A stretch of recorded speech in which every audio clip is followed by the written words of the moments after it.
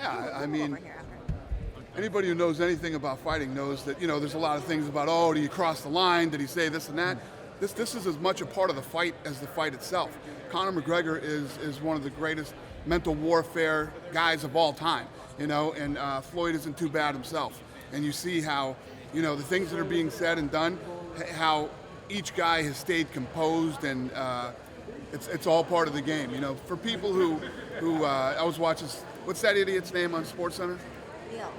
Neil Everett. So Neil Everett last night is like, I'm done with this shtick and all this stuff. Yeah, because you don't know anything about fighting. Stick to reading teleprompters. You're a fucking talking head, okay? This is as much a part of the fight as the fight itself. And the thing that happens is every city we go to, things were said in LA, things were said in Toronto, things will be said today, and by the time you end the tour, these guys are truly pissed off and truly thinking of how to counter what happened yesterday.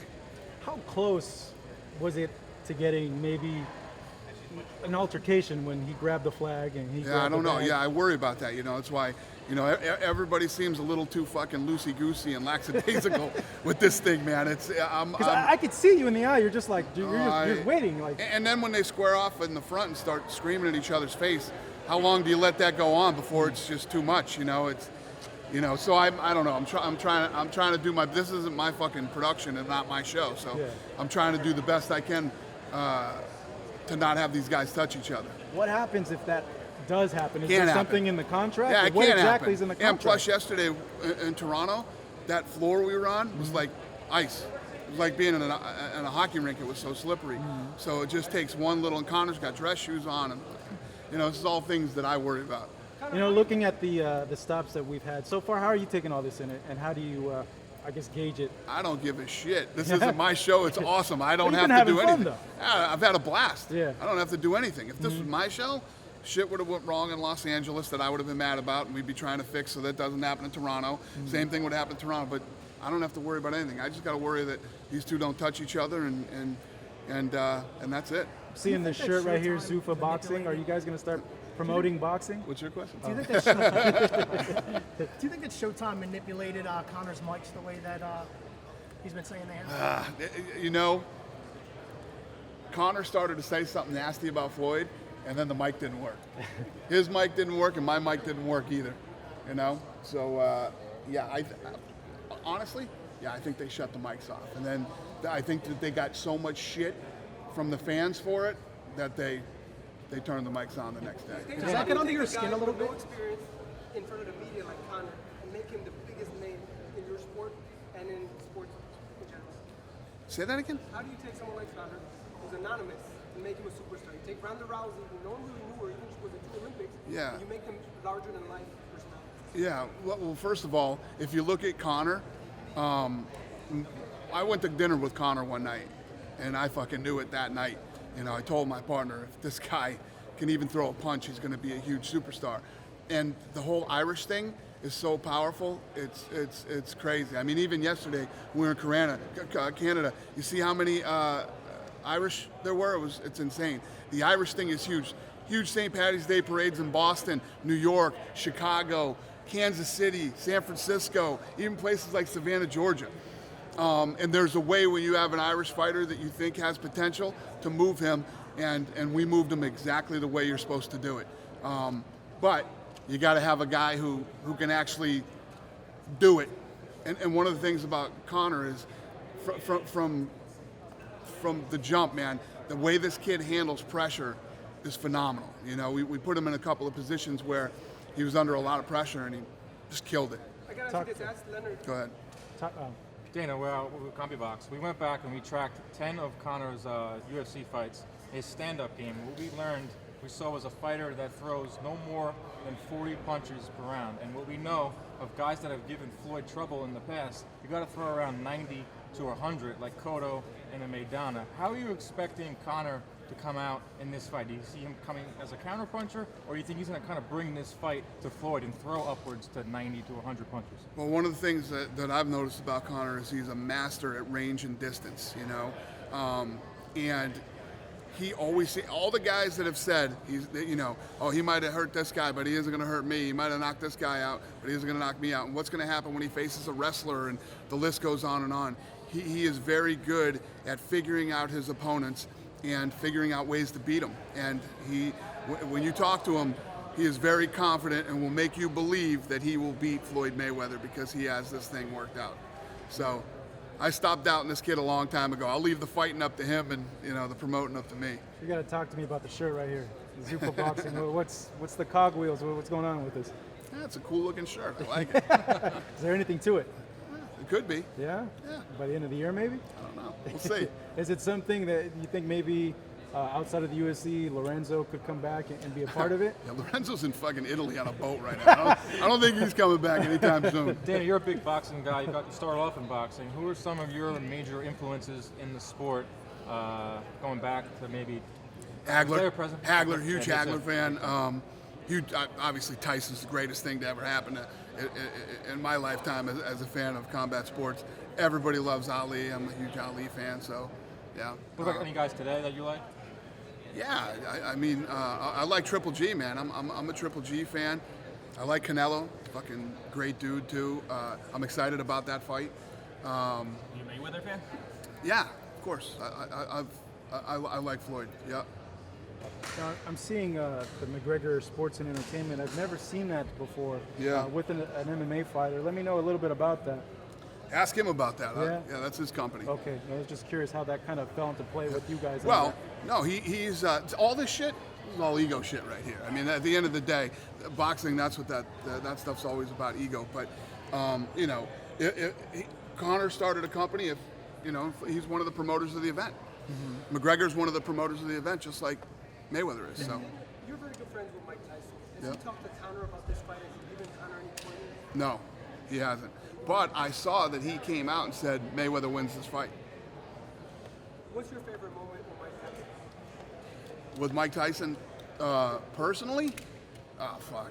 I mean, I've had so many great moments with Mike. Anytime Mike is around me, it's a great moment. I love the guy, and we've been friends for a long time. I'm still in fucking awe when he's in the room. What are you expecting from the London stop? Seeing that Toronto, he put it up a notch. Tonight, we don't know what's going to happen, but yeah, I'm actually kind of hoping Floyd's going to get some love in here tonight. If he can't get love in Brooklyn, man, he ain't going to like London.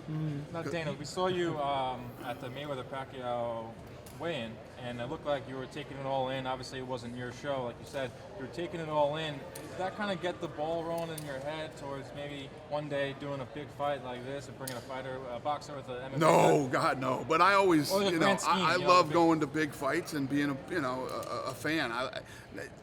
My show, Looking for a Fight, that I do, I like going and sitting there and having zero responsibility to fight and just being a fan and hanging out and watching. So yeah, it's fucking great. I love it. Do you trust Showtime right now? Do you trust them? There's nothing to not trust. I mean, what are they going to do to us? They might turn our mic off, or what are they going to do? That's really going to hurt us or whatever. There's nothing. No. At the end of the day, when this is all said and done and it's over, they're in business with Floyd Mayweather. They're not in business with me, and I have a real bad history with Showtime. It's not like we're all like, hey, fucking great to see you and all that stuff. So, it makes sense for them to do us dirty here and there, and it's all good. It's all good. How many calls do you get every day? Because everybody wants a ticket. Leonard told us he had 67 calls just when he jumped in the shower. Oh yeah, for tickets? Oh, it's madness. Any big names, huge celebrities? Every big name, every celebrity.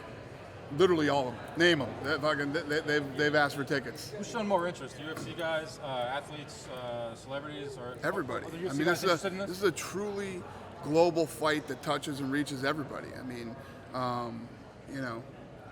it's crazy. Do you see this in a way coming full circle? Because your history was starting with boxing, and then you took what you didn't like about boxing and you went with the UFC and you implemented that, and now we're back at a boxing event. Yeah, no, not really. No? I don't know. In a million years, I never thought that something like this would happen. Mm-hmm. Obviously, I've known Floyd for a long time, and I never thought that I would be a part of a fight with Floyd. Mm-hmm. No, I was telling somebody, it's just trippy just seeing you and Floyd and Conor on stage. Like yesterday, I really looked at him like, man, this is so weird. Crazy. Yeah, no, it's fucking batshit nuts. Yeah, it's crazy. Dana, are there any elements? A lot of times, I think you look and you're always improving the show and their change. Are there things of this promotion with bringing just the two main guys out to do anything like this with maybe some of the new UFC events? Maybe change up the weigh-ins, just do something different? I don't know. You think I should do these kind of press conferences? I don't know. What do you think? I think not. I think I shouldn't. At the end of the day, my philosophy is this. When we all go out there, there's two people that these guys want to hear from.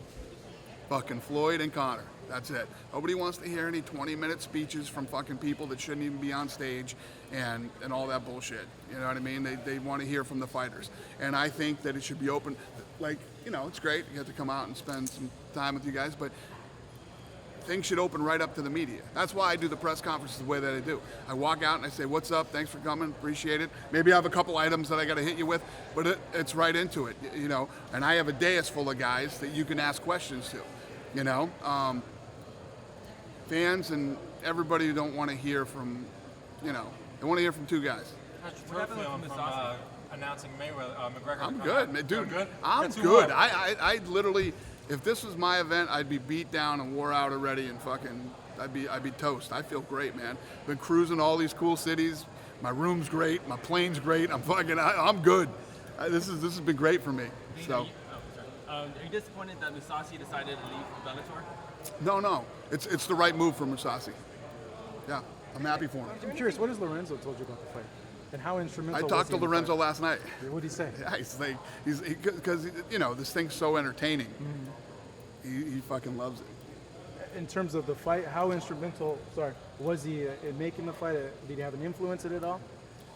Did Lorenzo Have an influence? influence of making this fight happen, or was it just Oh, purely definitely. How much? The first meeting that we had was actually in Lorenzo's office. Yeah. So yeah. It started there, and then I had to get together with Team Mayweather, and Dana, is there anything you would change in boxing, given that now you're getting closer to boxing? What is what you see besides the press conference? Any rules, any regulations, things? in boxing, I mean, if I was involved in boxing, I would change everything about boxing, as far as how it looks, how it's shot, how it's done. But no, I wouldn't mess with the rules or any of that stuff. What are your thoughts on the current talent pool of MMA fighters on Long Island? Well, I think they're all fighting on the fucking Long Island card, so yeah, it's good. It's funny because Matt Serra was telling me that, you know, for us, the Coliseum is MSG. You know, for us, this is, you know, he said, I wish I was still fighting so that I could fight on this card. What would you say to a young guy, I'm gonna get out of here. A young amateur fighter who wants to one day make it to the UFC? A young amateur fighter, Yeah. get on the Contender Series, or looking for a fight.